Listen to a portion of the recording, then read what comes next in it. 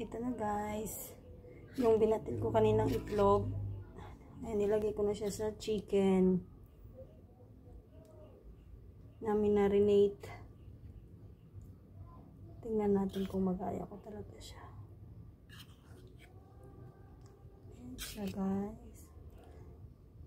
Kasi di nga ako marunong magluto ng chicken nung napaka-crispy. Kaya tingnan natin kung magaya natin siya. Abangan sa susunod na video. Yun lamang guys. Salamat sa inyong panonood. God bless. Ang nilagay ko pala dito guys, nilagyan ko ng, minarinate ko siya, hindi ko lang siya na-videoanin, na minarinate ko sa tuyo, sibuyas, bawang.